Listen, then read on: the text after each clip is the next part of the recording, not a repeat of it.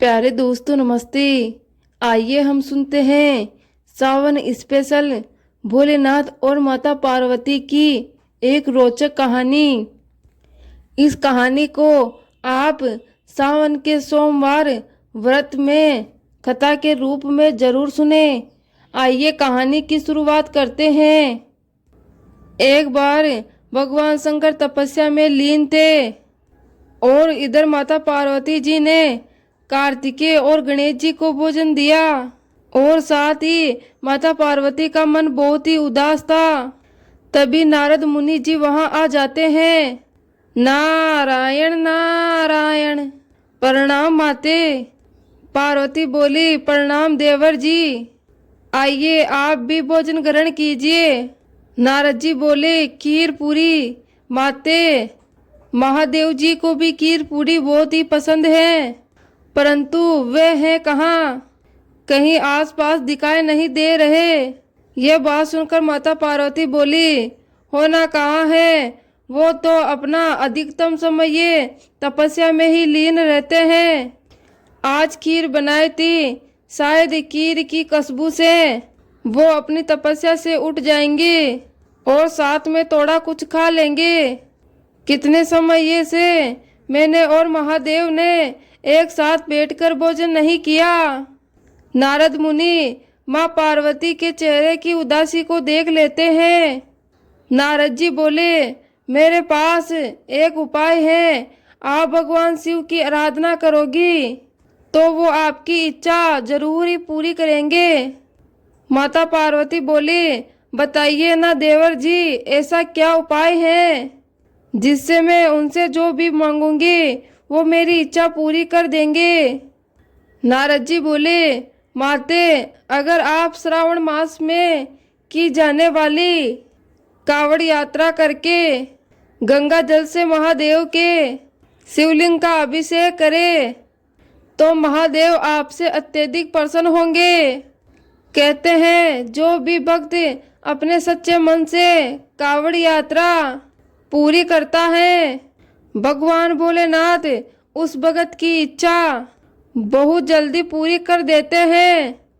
आप इस कावड़ यात्रा का लाभ उठाकर महादेव जी को प्रसन्न कर सकती हैं, लेकिन इस यात्रा को पैदल ही चलकर पूरा करना होता है। इसके लिए आप किसी भी शक्ति या चमत्कार को अपने लिए उपयोग नहीं कर सकती, तभी आपको इस कावड़ यात्रा का पूरा फल प्राप्त होगा। माता पार्वती बोली, भगवान भोलेनाथ को प्रसन्न करने के लिए आप जानते हो ना देवर जी, मैंने कितने साल तक कठोर तपस्या की थी, तब जाकर प्रभु मुझे पति रूप में प्राप्त हुए थे। फिर मैं उनके प्रेम को पाने के लिए कोई भी कठिन तपस्या कर सकती हूँ, इसलिए मैं अब कावड़ यात्रा जरूर पूरी करूँगी। माता पार्वती ने ठान लिया था कि वो कावड़ यात्रा पूरी करके महादेव को प्रसन्न अवश्य करेगी। वो एक साधारण स्त्री का रूप ले लेती हैं और एक गांव में पहुंचती हैं। उतने में गांव की एक महिला बोली, क्या तुम भी कावड़ यात्रा कर रही हो? माता पार्वती बोली, हाँ बहन, मैं पहली बार कावड़ यात्रा करने जा रही हूँ। बहुत ही मन था कि इस श्रावण में कावड़ यात्रा करूँ। सुना है कावड़ यात्रा करने से महादेव मन की सारी मनोकामना पूरी करते हैं। उतने में गांव की महिला बोली, क्यों ना बहन, हम दोनों साथ में कावड़ यात्रा करें, दोनों को एक दूसरे का साथ मिल जाएगा। माता पार्वती बोली, साथ में ठीक है, वैसे भी मैं अकेली ही हूँ, आपका साथ हो जाएगा, आप मेरे घर चलो, फिर हम साथ में ही कावड़ यात्रा करने निकलेंगे। राधा के कहने पर माता पार्वती उसके साथ उसके घर चली जाती है और जैसे ही राधा अपने घर में प्रवेश करती है, उसकी सास उसे ताने देने लग जाती है। कोई फायदा नहीं ये कावड़ यात्रा करने का, जब इतने सालों से तेरी कोख सूनी है और सारे डॉक्टर भी बोल चुके हैं कि तू कभी माँ नहीं बन सकती, तो तुम क्यों ये फालतू की चीजें कर रही हो। तब राधा का पति सुरेश बोला, माँ ठीक कह रही है राधा, और फिर तुम अकेले ही जाओगी, मैं तो साथ जा नहीं सकता, और ना ही तुम मुझे कहना साथ चलने को। राधा बोली, आपको परेशान होने की कोई जरूरत नहीं है, मैं इनके साथ जा रही हूँ और ये भी कावड़ी यात्रा के लिए ही निकली है। उतने में सास बोली, रहने दे सुरेश, इसके जो मन में आए इसे करने दे, और अगले साल तक इसके बच्चा नहीं हुआ तो मैं साफ साफ बोल रही हूँ, मैं तुम्हारी दूसरी शादी कर दूंगी। जा, अब तुझे जिसकी भी यात्रा पर जाना है। राधा की आंखों में आंसू आ जाते हैं। उसके बाद राधा और पार्वती अपनी अपनी कावड़ लेकर यात्रा पर निकल पड़ती है। राधा को क्या मालूम था कि वो कितने सौभाग्यशाली है, उसने अपने जीवन में कितने पुण्य कर्म किए हैं, जो आज स्वयं माता पार्वती उनके साथ कावड़ी यात्रा पर जा रही है। पार्वती जी बोली, राधा, क्या तुझे सचमुच में भोलेनाथ पर विश्वास है कि वो तुम्हारी मनोकामना पूरी कर देंगे। राधा बोली, हाँ बहन, मुझे भोलेनाथ पर पूरा विश्वास है। कहते हैं ये कावड़ यात्रा बहुत ही फलदायी है। कावड़ के जल से भोलेनाथ के शिवलिंग का अभिषेक करने से भोलेनाथ बहुत ही प्रसन्न होते हैं। राधा की बातें सुनकर माता पार्वती मुस्कुरा देती हैं। चलते चलते माता पार्वती थक जाती है। राधा बोलती है, लाओ बहन, थोड़ी देर कावड़ मुझे पकड़ा दो और तुम इस पेड़ के नीचे आराम कर लो। पार्वती जी बोली, राधा, तुम भी तो थक गई हो, क्या तुम विश्राम नहीं करोगी। राधा बोली, कोई बात नहीं, पहले आप थोड़ी देर विश्राम कर लो, फिर मुझे थकान लगेगी तो मैं आपको बोल दूंगी। माँ पार्वती पेड़ के नीचे विश्राम करने लगती हैं। अचानक जंगल में एक शेर दौड़ता हुआ बाहर आ जाता है। शेर को सामने देखकर राधा घबरा जाती है, और इधर माता पार्वती गहरी निद्रा में सो रही थी। शेर बोला, मैं भूखा हूँ और भोजन की तलाश में निकला हूँ, आज तो मैं तुम्हें खा जाऊंगा।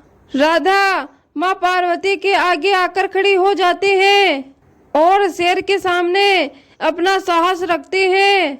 शेर बोला, क्या तुझे मेरे से डर नहीं लगा? तुम चाहती तो मुझे देखकर भाग जाती, पर तुम यहाँ से क्यों नहीं भागी? राधा बोली, नहीं, मैं यहाँ इनको छोड़कर नहीं जा सकती। तुम्हें खाना है तो मुझे खा लो और इनको छोड़ दो। शेर बोला, ऐसा तो कोई भी नहीं करता जो अपनी जान की परवाह ना करके दूसरों की जान की परवाह कर रहा है। ये क्या कोई तुम्हारी रिश्तेदार है जो तुम उनके लिए अपनी जान देने के लिए तैयार हो? राधा बोली, हाँ, इनसे मेरी इंसानियत का रिश्ता है और इस इंसानियत के नाते मैं इनकी जान की रक्षा कर रही हूँ।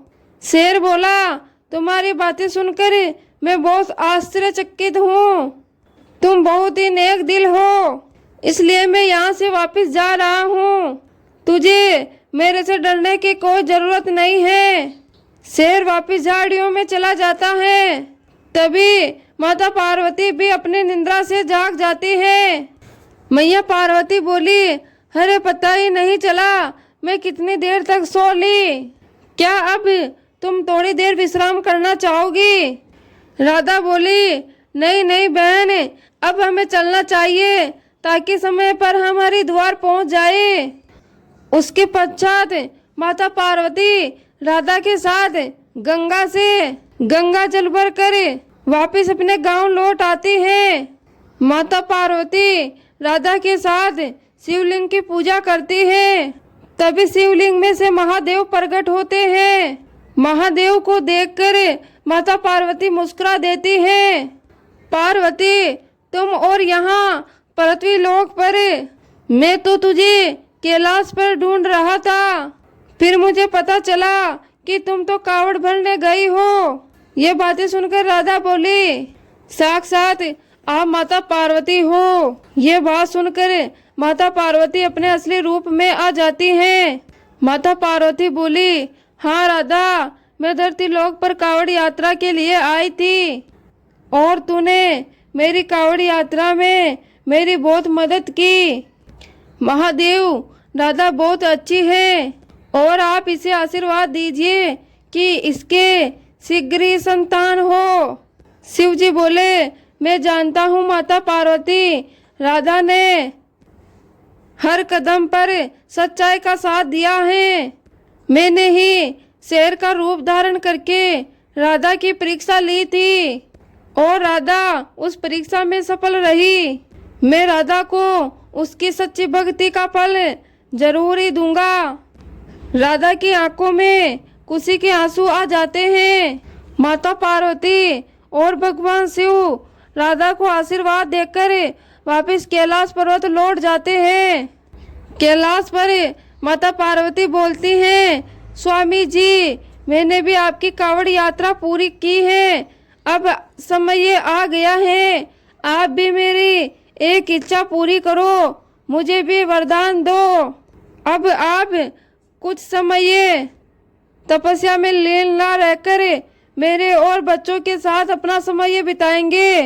पता है आपको, मैंने आपकी पसंद की खीर पूड़ी भी बनाई थी, पर आपने वो भी नहीं खाई। तो शिव जी बोले, तो कोई बात नहीं, आज बना लो। आज मैं कार्तिकेय, गणेश जी, तुम्हारे नंदी सबके साथ मिलकर भोजन ग्रहण करूंगा। तभी वहां नारद मुनि भी आ जाते हैं। देखा माते, कावड़ यात्रा का कितना शुभ फल मिलता है। अब तो आप मान गई। कावड़ यात्रा करने वाले सभी भक्तों की इच्छा भोलेनाथ जी जरूर पूरी करते हैं। मैया पार्वती बोली, बिल्कुल देव ऋषि नारद जी, आप बिल्कुल सही कह रहे थे। अच्छा, मैं आज फिर से खीर पूड़ी बनाऊंगी। अब आप भी सबके साथ भोजन करके ही जाना। तो प्यारे दोस्तों, ये थी माता पार्वती की कावड़ यात्रा की कहानी। कैसी लगी? उम्मीद करती हूँ आपको ये कहानी पसंद आई होगी। पसंद आई हो तो कहानी को लाइक, शेयर, कमेंट और अपने YouTube चैनल को सब्सक्राइब करें। हर हर महादेव। धन्यवाद।